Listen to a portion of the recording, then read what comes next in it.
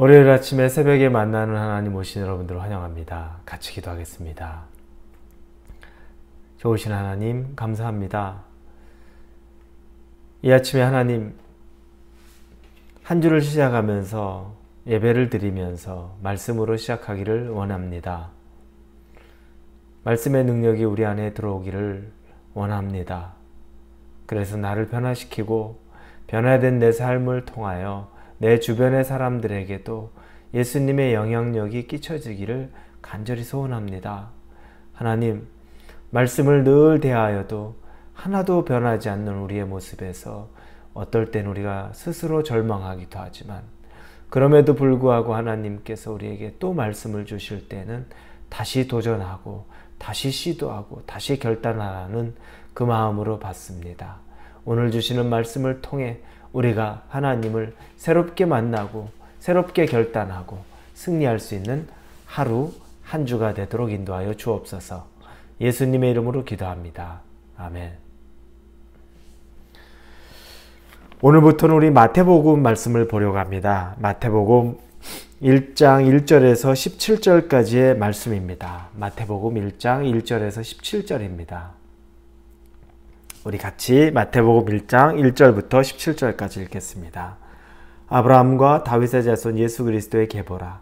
아브라함이 이삭을 낳고 이삭은 야곱을 낳고 야곱은 유다와 그의 형제들을 낳고 유다는 다말에게서 베레스와 세라를 낳고 베레스는 헤스론을 낳고 헤스론은 람을 낳고 람은 아미나답을 낳고 아미나답은 나손을 낳고 나손은 살몬을 낳고 살몬은 라합에게서 보아스를 낳고 보아스는 룻에게서 오벳을 낳고 오벳은 이새를 낳고 이새는 다윗 왕을 낳으니라.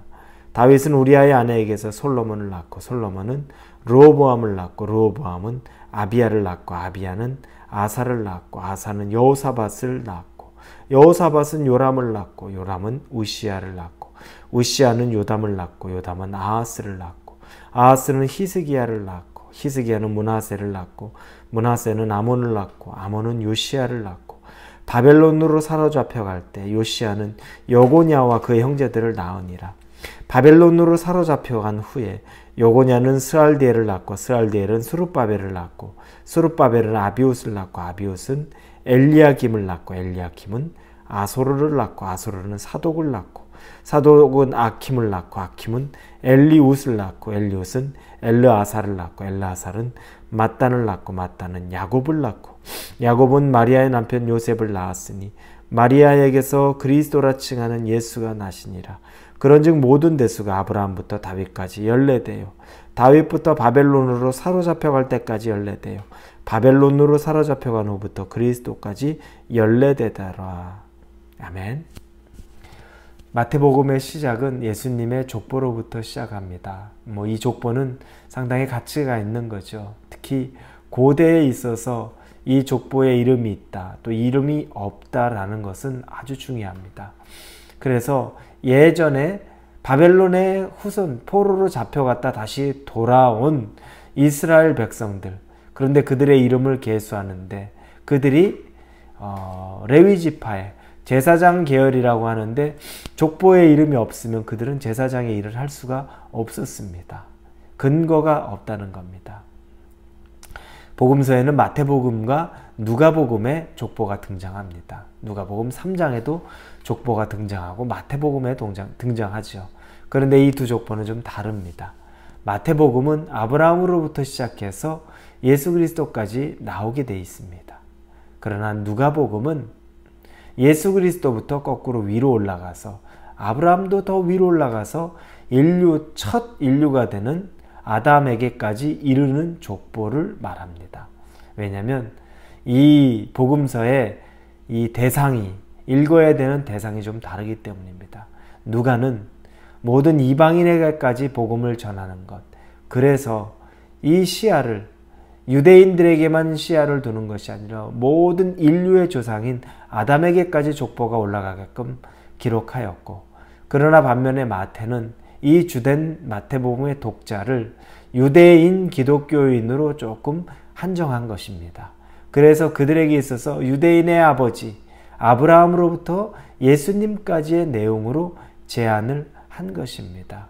이 차이가 있습니다. 오늘 그러면서 이 마태는 족보를 세 개의 어떤 시대별로 나눕니다. 첫째는 아브라함부터 다윗 때까지 14대를 이야기하고, 그 다음 다윗부터 바벨론 포로기까지 또 14대를 이야기합니다.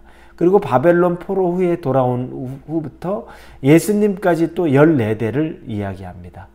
14대를 얘기합니다. 그런데 그 마태의 계산법으로 보면 거기에 드러난 가장 중요한 이름 3명이 있죠.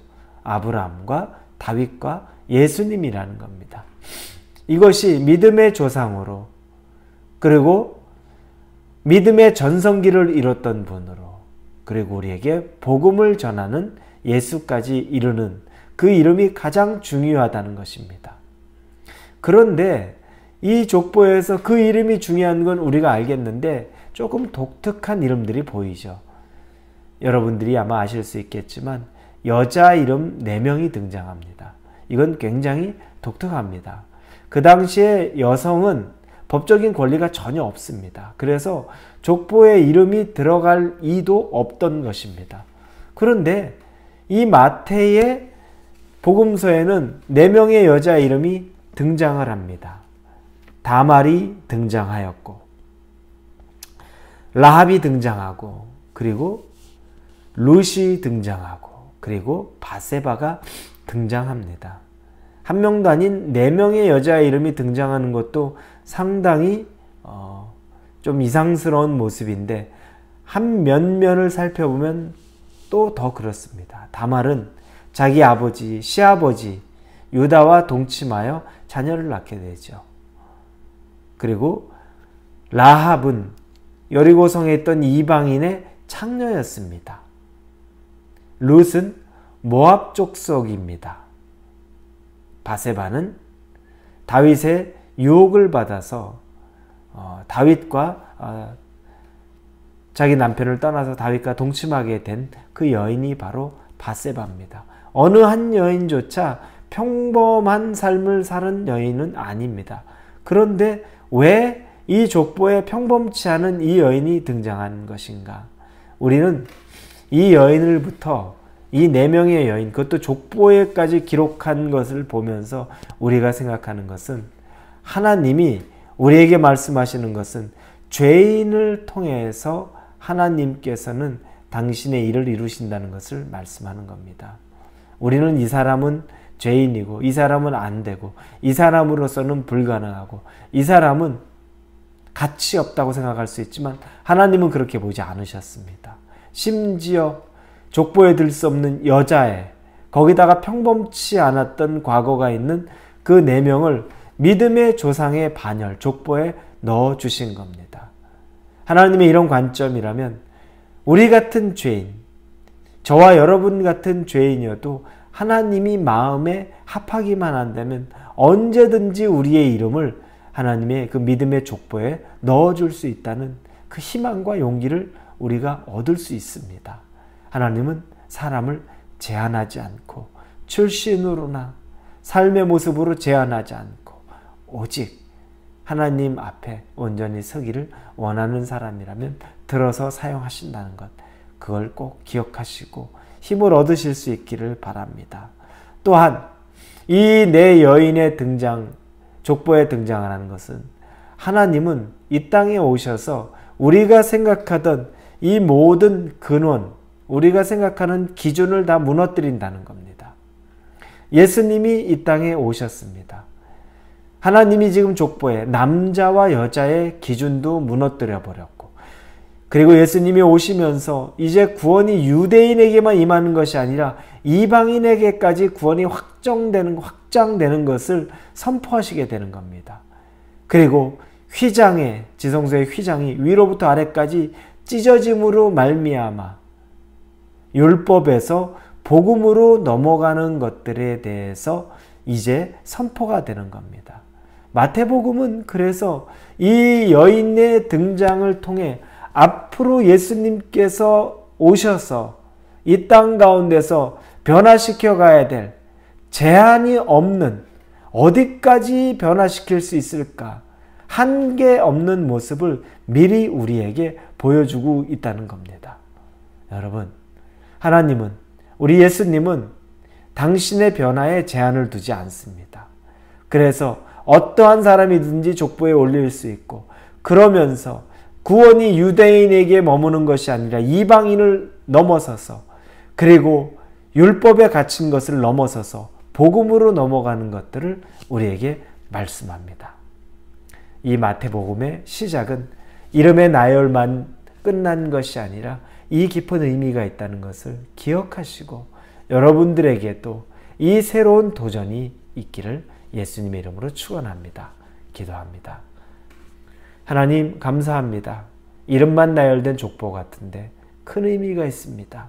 아브라함, 다윗, 예수님의 이름이 귀한 건 알겠는데 그 4명의 여성의 이름이 왜 기록되어 있는지는 의아했지만 그것도 하나님의 큰 섭리요 사랑이라는 것을 깨닫게 됩니다.